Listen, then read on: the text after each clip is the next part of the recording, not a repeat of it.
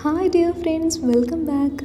അപ്പോൾ നമ്മുടെ +2 economics Christmas എക്സാമിന് 3 മാർക്കിന് ചോദിച്ച ചോദ്യങ്ങളുടെ ഉത്തരങ്ങളായിട്ടാണ് വന്നിട്ടുള്ളത്. അപ്പോൾ പെട്ടെന്ന് തന്നെ നമുക്ക് ചോദ്യങ്ങളിലേക്ക് കടക്കാം. വളരെ എളുപ്പമായിട്ടുള്ള ചോദ്യങ്ങളായിരുന്നു, നമുക്ക് ഈസി ആയിട്ട് ചെയ്യാൻ പറ്റുന്ന ചോദ്യങ്ങളായിരുന്നു, വലിയ ബുദ്ധിമുട്ടൊന്നും തോന്നിയില്ല. അപ്പോൾ നമുക്ക് നോക്കാം. ആദ്യത്തെ ചോദ്യം തന്നെ നമ്മൾ ഡിസ്കസ് ചെയ്തിട്ടുള്ള ക്വസ്റ്റ്യൻ തന്നെയാണ്. Examine any 3 limitations of GDP as an index of welfare of A country. അതായത് ഒരു രാജ്യത്തിൻ്റെ വെൽഫെയറിൻ്റെ ഇൻഡെക്സ് ആയിട്ട് GDP കൺസിഡർ ചെയ്യുന്നതിന് ചില ലിമിറ്റേഷൻസ് ഉണ്ട്.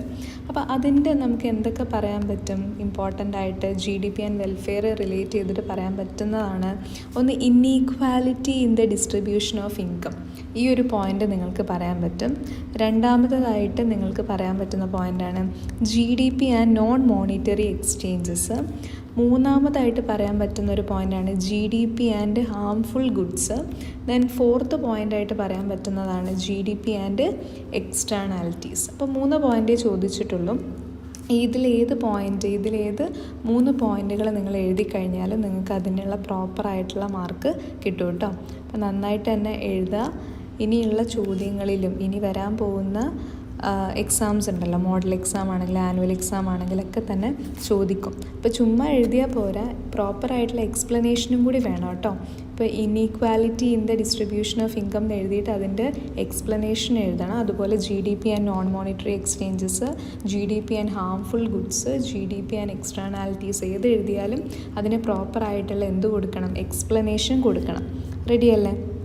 ഓക്കെ, ഇനി നമുക്ക് മറ്റൊരു ചോദ്യം നോക്കാം. What is investment multiplier? Investment multiplier എന്താണെന്ന് ചോദിച്ചിട്ടുണ്ട്.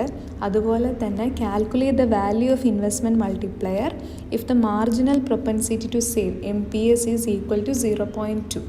ഇങ്ങനെ 2 സബ് ക്വസ്റ്റ്യനോട് കൂടിയിട്ടുള്ളൊരു ചോദ്യമാണ് വന്നിട്ടുള്ളത്. നമുക്ക് ആദ്യം ഇൻവെസ്റ്റ്മെൻറ്റ് മൾട്ടിപ്ലയർ എന്താണെന്ന് നോക്കാം. എന്താണ് ഇൻവെസ്റ്റ്മെൻറ്റ് മൾട്ടിപ്ലയർ എന്ന് പറഞ്ഞു കഴിഞ്ഞാൽ, the investment multiplier is the ratio of change in output to the change in autonomous expenditure. ഈ രീതിയിൽ നമ്മൾ എഴുതി കഴിഞ്ഞാൽ നമുക്ക് ഇൻവെസ്റ്റ്മെൻറ്റ് മൾട്ടിപ്ലയർ എന്ന ചോദ്യത്തിന് കൃത്യമായിട്ടുള്ള ഉത്തരമായി. എന്താണ്? It is A ratio of, ഇതൊരു അനുപാതമാണ് അല്ലേ? എന്ത് തമ്മിലുള്ള അനുപാതമാണ്? Change in output and change in autonomous expenditure. Okay, അപ്പോൾ ഇത് എഴുതി കഴിഞ്ഞാൽ നമുക്ക് അതിനുള്ള ഉത്തരമായി. പിന്നെ നമുക്ക് അതിനൊരു ചോദ്യം കൂടി ചോദിച്ചിട്ടുണ്ട്. അപ്പോൾ ഇൻവെസ്റ്റ്മെൻറ്റ് മൾട്ടിപ്ലയറിൻ്റെ ഒരു ഇക്വേഷൻ പഠിച്ചു വെച്ചാൽ നമുക്കിത് ഈസി ആയിട്ട് ചെയ്യാവുന്നതേ ഉള്ളൂ. ഇതാണ് ഇൻവെസ്റ്റ്മെൻറ്റ് മൾട്ടിപ്ലയറിൻ്റെ ഇക്വേഷൻ എന്ന് പറയുന്നത്. അപ്പോൾ നമുക്കിവിടെ മാർജിനൽ പ്രൊപ്പൻസിറ്റി ടു സേവ് ആണ് തന്നിട്ടുള്ളത്. 1/S എന്ന് പറഞ്ഞിട്ടുള്ള ഇക്വേഷനാണ് നമ്മളിവിടെ യൂസ് ചെയ്യേണ്ടത്. അപ്പോൾ നമുക്ക് എസിൻ്റെ വാല്യൂ എത്രയാണ് മക്കളെ തന്നിട്ടുള്ളത്? 1/S നമുക്ക് ചെയ്യണമെങ്കിൽ എസിൻ്റെ വാല്യൂ അറിയണ്ടേ? അപ്പോൾ എസിൻ്റെ വാല്യൂ നമുക്ക് നോക്കാം എത്രയാണ് തന്നിട്ടുള്ളത്. MPSൻ്റെ വാല്യൂ എന്ന് പറയുന്നത് 0.2 ആണ്. അപ്പോൾ നമുക്ക് എങ്ങനെ എഴുതാം? മാർജിനൽ പ്രൊപ്പൻസിറ്റി ടു സേവ് 0.2 ആണെങ്കിൽ ഇൻവെസ്റ്റ്മെൻറ്റ് മൾട്ടിപ്ലയർ എന്ന് പറയുന്നത് എന്താ വരിക? 1/S അല്ലേ? അപ്പോൾ 1/S എന്ന് പറയുമ്പോൾ എന്താ വരിക? 1/0.2. അപ്പോൾ 1/0.2 എന്ന് പറയുന്നത് 5 ആണ്. അപ്പോൾ 5 ആണ് B ക്വസ്റ്റ്യൻ്റെ ആൻസറായിട്ട് വരിക. ക്ലിയർ അല്ലേ? അപ്പോൾ ഇൻവെസ്റ്റ്മെൻറ്റ് മൾട്ടിപ്ലയർ എന്താണെന്നും ആ ഒരു ചോദ്യത്തിൻ്റെ അനുബന്ധമായി വന്നിട്ടുള്ളൊരു പ്രോബ്ലം 1/S എന്ന് ഉപയോഗിച്ചിട്ടുള്ള പ്രോബ്ലം ചെയ്തു. ക്ലിയർ അല്ലേ? അടുത്തത് വളരെ ഇമ്പോർട്ടൻ്റ് ആയിട്ടുള്ളൊരു ചോദ്യമായിരുന്നു. നമ്മൾ പറഞ്ഞിട്ടുണ്ടായിരുന്നു ഇങ്ങനെ ഒരു ക്വസ്റ്റ്യൻ നിങ്ങൾക്ക് തീർച്ചയായും പ്രതീക്ഷിക്കാം. മൈക്രോ എക്കണോമിക്സും മാക്രോ എക്കണോമിക്സും ഒന്ന് ക്ലാസിഫൈ ചെയ്യാനാണ് പറഞ്ഞിട്ടുള്ളത്. ഡിഫറൻസ് അല്ല, നമുക്ക് എക്സാമ്പിൾസ് തന്നിട്ട് അതിനെ ഓരോരോ ഹെഡിൻ്റെ അണ്ടറിലോട്ട് മാറ്റാനാണ്. അപ്പോൾ നമുക്ക് നോക്കാം, ഓരോന്നും നോക്കാം എന്തിൻ്റെയൊക്കെ അണ്ടറിലാണ് വരിക. ഓക്കെ, ഇതിൽ മാർക്കറ്റ് ഡിമാൻഡ് എന്ന് പറയുന്നത് മൈക്രോ എക്കണോമിക്സിൻ്റെ അണ്ടറിൽ വരും. പേഴ്സണൽ ഇൻകം എന്ന് പറയുന്നത് മൈക്രോ എക്കണോമിക്സിൻ്റെ അണ്ടറിൽ വരും. Goods and service tax GST macro എക്കണോമിക്സിൻ്റെ അണ്ടറിൽ വരും. Profit of Indian oil corporation എന്ന് പറയുന്നത് മൈക്രോ എക്കണോമിക്സിൻ്റെ അണ്ടറിൽ വരും. എഫക്റ്റീവ് ഡിമാൻഡ് പ്രിൻസിപ്പിൾ എന്ന് പറയുന്നത് മാക്രോ എക്കണോമിക്സിൻ്റെ അണ്ടറിൽ വരും. മണി സപ്ലൈ എന്ന് പറയുന്നതും മാക്രോ എക്കണോമിക്സിൻ്റെ അണ്ടറിൽ വരും. അപ്പോൾ ഞാൻ ഒന്നുകൂടെ പറയാം. മൈക്രോ എക്കണോമിക്സിൻ്റെ അണ്ടറിൽ എന്തൊക്കെയാണ് വരിക? Market demand, personal income, profit of Indian oil corporation. ഇത് 3ആണ് മൈക്രോ എക്കണോമിക്സിൻ്റെ അണ്ടറിൽ വരിക. മാക്രോ എക്കണോമിക്സിൻ്റെ അണ്ടറിൽ goods and service tax, effective demand principle, money supply. റെഡിയല്ലേ? അപ്പോൾ ഈ രീതിയിലുള്ള ചോദ്യങ്ങൾ നമുക്ക് മോഡൽ എക്സാമിന് പ്രതീക്ഷിക്കാം. അപ്പോൾ നിങ്ങൾ നല്ല രീതിയിൽ തന്നെ പഠിക്കും. എനിക്ക് ഇംഗ്ലീഷിൻ്റെ 19ാമത്തെ ചോദ്യത്തിൻ്റെ ക്വസ്റ്റ്യൻ കിട്ടിയില്ല. അതിൻ്റെ മലയാളമാണ് കേട്ടോ കിട്ടിയത്. ഒന്നുമില്ല, സിമ്പിളാണ്. നമുക്ക് സപ്ലൈ യൂണിറ്റാണ് തന്നിട്ടുള്ളത്. അപ്പോൾ എന്താണ് കണ്ടുപിടിക്കാൻ പറഞ്ഞിട്ടുള്ളത്? നമ്മളോട് മാർക്കറ്റ് സപ്ലൈ ആണ് കണ്ടുപിടിക്കാൻ പറഞ്ഞത്. മാർക്കറ്റ് സപ്ലൈ കണ്ടുപിടിക്കാൻ വളരെ എളുപ്പമാണ്. എന്ത് ചെയ്താൽ മതി?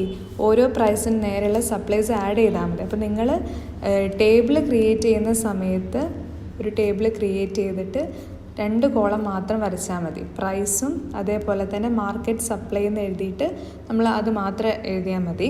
എന്നിട്ടാണ് നമ്മൾ ചെയ്യേണ്ടത്. അത് വളരെ സിമ്പിളായിട്ട് നമുക്ക് ചെയ്യാവുന്നേ ഉള്ളൂ. ഇപ്പോൾ പ്രൈസ് 2 ആയിരിക്കുന്ന സമയത്ത് മാർക്കറ്റ് സപ്ലൈ എത്രയാണ്? 2 + 0 + 0 എത്രയാണ് വരിക? അത് 2 തന്നെയാണ് വരിക. ക്ലിയർ അല്ലേ? അപ്പോൾ ആദ്യത്തെ കോളത്തിൻ്റെ മാർക്കറ്റ് സപ്ലൈ എന്ന് പറയുന്നത് 2 ആണ്. ഇറ്റ്സ് 2. അടുത്തത് പ്രൈസ് 4 ആയിരിക്കുന്ന സമയത്ത് മാർക്കറ്റ് സപ്ലൈ എങ്ങനെയാണ്? 5 + 1 + 0 അത് എത്രയാണ് വരിക? അത് വരുന്നത് 6 ആണ് അല്ലേ? അപ്പോൾ രണ്ടാമത്തത് 6. ഇനി മൂന്നാമത്തത് നോക്കാം. പ്രൈസ് 6 ആയിരിക്കുന്ന സമയത്ത് എങ്ങനെയാണ് മക്കളെ വരുന്നത്? പ്രൈസ് 6 ആയിരിക്കുന്ന സമയത്ത് നമുക്ക് മാർക്കറ്റ് സപ്ലൈ നോക്കാം. എങ്ങനെയാണ്? 8 + 5 + 1 അപ്പോൾ നമുക്ക് എത്രയാണ് വരുന്നത്? 14 ആണ് വരുന്നത് അല്ലേ? അടുത്തത് നോക്കുകയാണെങ്കിൽ ഇവിടെ വരുന്നത് 14. അടുത്തത് പ്രൈസ് 8 ആയിരിക്കുന്ന സമയത്ത് മാർക്കറ്റ് സപ്ലൈ എന്ന് പറയുന്നത് 10 + 10 + 3 അത് എത്രയാണ് വരുന്നത്?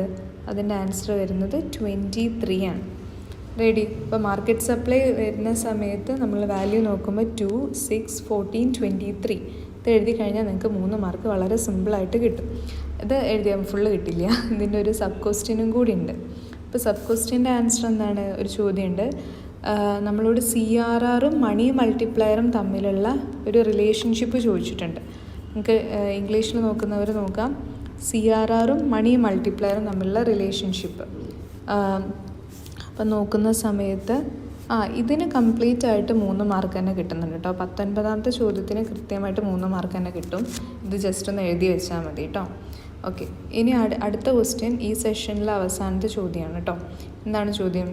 മണി മൾട്ടിപ്ലയറും അതുപോലെ തന്നെ CRRഉം തമ്മിലുള്ള റിലേഷൻഷിപ്പാണ് ചോദിച്ചിട്ടുള്ളത്. അതിൻ്റെ കൂടെ തന്നെ ഒരു അനുബന്ധ ക്വസ്റ്റ്യനും കൂടി ഉണ്ട്. CRRൻ്റെ വാല്യൂ 0.4 ആണെങ്കിൽ മണി മൾട്ടിപ്ലയറിൻ്റെ വാല്യൂ എത്രയാണെന്ന് ചോദിച്ചിട്ടുണ്ട്.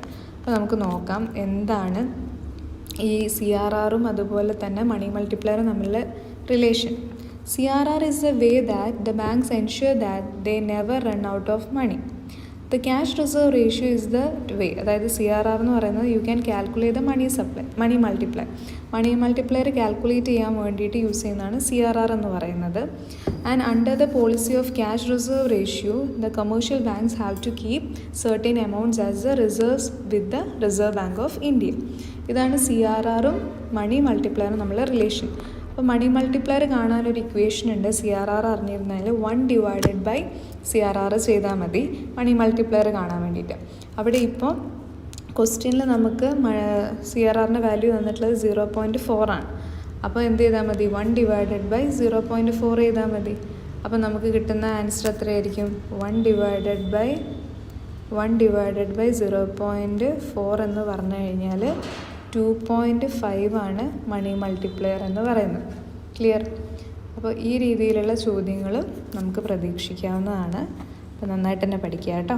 ഓക്കെ, അപ്പോൾ ഇത്രയായിരുന്നു നമ്മുടെ 3 മാർക്കിൻ്റെ ചോദ്യങ്ങൾ. അപ്പോൾ ഈ ചോദ്യങ്ങളുടെ ഉത്തരങ്ങളൊക്കെ നിങ്ങൾക്ക് മനസ്സിലായെന്ന് വിശ്വസിക്കുകയാണ്.